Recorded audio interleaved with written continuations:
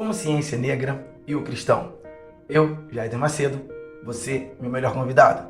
Convidado para entrar nesse canal aqui e fazer parte desse grupo que busca aí debates bíblicos, temas interessantes. Então, chega se inscrevendo nesse canal e já chega curtindo esse vídeo. Isso, chega de curtida.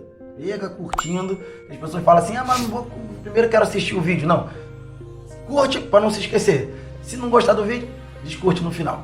Beleza? E a gente vai tratar aqui de consciência negra na Bíblia. Na Bíblia não tem consciência negra, mas tem reparação, direito e justiça.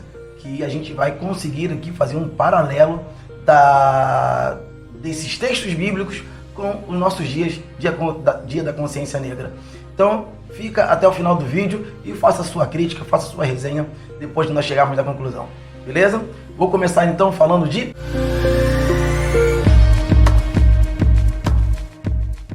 reparação. A Bíblia vai falar em Gênesis, capítulo 15, versículo 13 e 14. Né? A Bíblia vai dizer que Deus se revela a Abraão e fala: a sua descendência, a sua posteridade vai andar em terra estrangeira, vai ser escravizado e vai sofrer aflições por 400 anos. Mas pode ter certeza, Abraão, que quando eles saírem de lá, eles vão receber tudo que eles merecem pelo seu sofrimento. Vai haver uma reparação pelos 400 anos de escravização. E aí, em Êxodo capítulo 11, versículo 2, se cumpre as escrituras que foi profetizado lá para Abraão. Né? Êxodo, passaram-se 430 anos de Israel cativo, e o livro do Êxodo se trata realmente disso, né? Da saída do Egito, depois daquelas 10 pragas, coisa e tal. No capítulo 11, Moisés fala assim: olha, tá chegando a hora da gente, né, cair fora, vai vir uma forte praga, o último golpe, Deus vai desferir sobre os egípcios, e eles vão nos liberar. Quando nós formos liberados, vocês homens peguem ajuda financeira, né? Pegue valores com seus vizinhos. Vocês mulheres peçam joias, ouro e prata para as suas vizinhas, tá? Nós vamos sair daqui abastardos. E isso que aconteceu com Israel de Deus. Eles saíram do Egito cheios da bufunfa para que se pagasse tudo que eles passaram lá durante os 400 anos. Houve ali uma reparação, houve ali uma restituição. Não vai entrar aqui no mérito da questão se pagou, se não pagou, se valeu a pena, coisa e tal. Não é isso a questão. A questão é que houve uma reparação. A Bíblia apoia a ideia, Deus apoia a ideia de uma reparação sob um período de injustiça social, que é a escravização de um povo por 400 anos. A Bíblia também vai falar de direito. Todo ser humano tem o direito de ir e vir. E quando esse povo se institui, né, povo de Deus, Deus começa a passar legislação para Moisés, e ele vai deixar escrito lá em Êxodo também, capítulo 21, leis, né, sobre o convívio social. E uma das coisas que Deus não podia fugir é que o homem costumava se escravizar. O homem se acostumou com a ideia da escravização, a ponto de não somente ter pessoas com poder aquisitivo para comprar escravos, como tinha pessoas que se perdiam, né, nas suas finanças e se vendiam como escravos, ou vendiam seus filhos. Né? Isso era um costume dos antigos, que Deus não podia simplesmente chegar assim: olha, não tem escravização, meu povo não faz isso, porque isso era uma cultura humana da época. Porém, Deus gerou a oportunidade da graça. Deus falou assim: já que vocês vão comprar escravos, já que vocês vão se vender como escravos, que pelo menos vocês vivam essa escravização durante 7 anos. 7 anos paga qualquer compra. Eles só podiam trabalhar durante 7 anos. Por quê? Para garantir o direito de ir e vir de todo ser humano. Até mesmo daquele que se vendeu para pagar suas dívidas, ele não poderia passar a vida toda escravo. Ele tinha o quê? Tinha que ter direito à sua liberdade depois de 7 anos. Então, direito é uma coisa constituída na Bíblia. A gente vai ver vários direitos. A gente vai ver do tipo, nesse texto aí do capítulo 21, de 2 ao 11, né? A gente vai ver que até mesmo a escrava, né? A menina que era vendida como escrava, muitas vezes o filho do senhor queria casar com a escrava. Então ela já saía de estado de escrava e era vendida como agora esposa, porque era uma lei também, né, que o homem pagava o dote ao pai. Então agora que ela era esposa, se ele quisesse ter outras esposas, porque também era uma coisa que Deus concedia naquela época, né, que ele, se você quiser ter outra esposa, você tem que garantir para a primeira esposa casa, comida, roupa lavada e ato conjugal. Olha só como a Bíblia é interessante, né? Para não haver o quê? Injustiça, tá? Então, se você não consegue manter as duas, então devolve uma. Todo ser humano precisa ter o direito de ir e vir, tá? E o último tópico agora eu vou falar de justiça. E, gente, justiça na Bíblia se faz com amor. A palavra justiça na Bíblia não tem a ver com o sistema judicial brasileiro, por exemplo, que não foca em nada a não ser no que está escrito.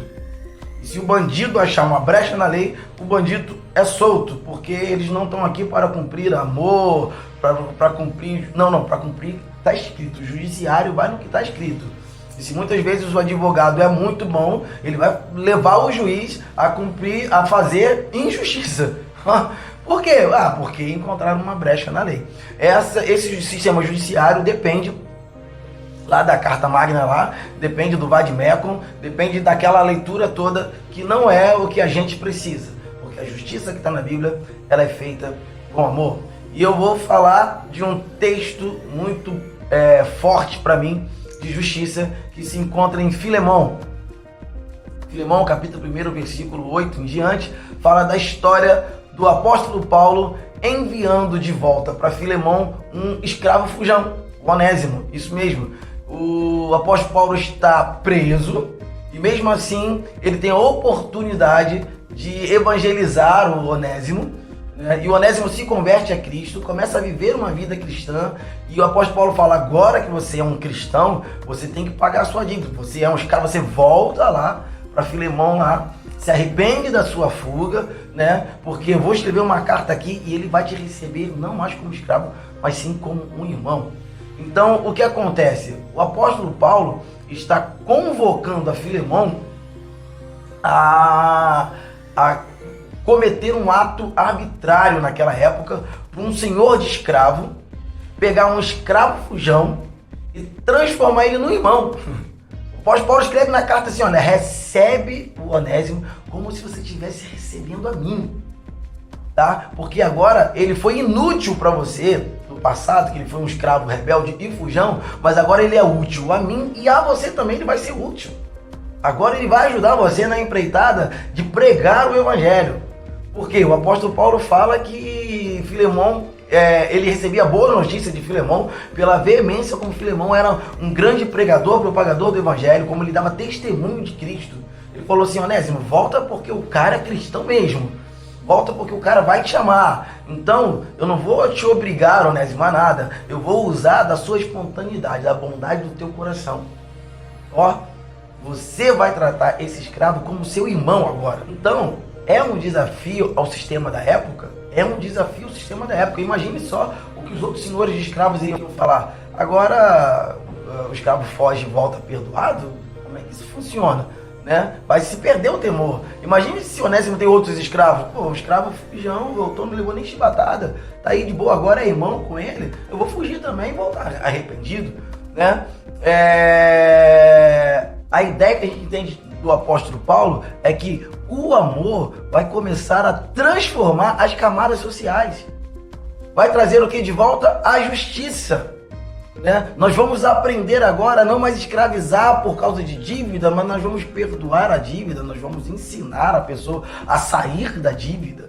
Né? Então a justiça aqui é colocada como, agora o Onésimo não precisa mais viver debaixo de obrigação de duras penas. Por quê? Porque a lei do amor supera isso tudo. Agora ele vai fazer o que ele tem que fazer por amor. Então, nesse texto, o apóstolo Paulo bota a cara dele a tapa para defender um escravo. Ele fala assim, olha, se ele te deve alguma coisa, bota na minha conta. Olha como que é a importância do amor para se fazer justiça, né? Porque se ele é um escravo é porque ele se vendeu para ser escravo, ou ele foi vendido porque alguém não tinha dinheiro para pagar a conta desse cara, né? Então o apóstolo Paulo, ele se coloca na brecha, ele entra na briga, né? Agora ele compra a briga do escravo para que esse escravo seja tratado com amor, e ele está passando essa ideia para quem? Para um outro cristão. Já que você é o dono, é o senhor desse escravo, seja um senhor cristão. Tenha o quê? Amor, tenha empatia. Abraça como se estivesse abraçando, como se estivesse abraçando a mim mesmo. Porque é o seu escravo, ele pode ser até o seu escravo pela lei, mas acima de tudo ele é um ser humano. E aí você vai ver, né, atos de amor na Bíblia, né, quebrando preconceitos.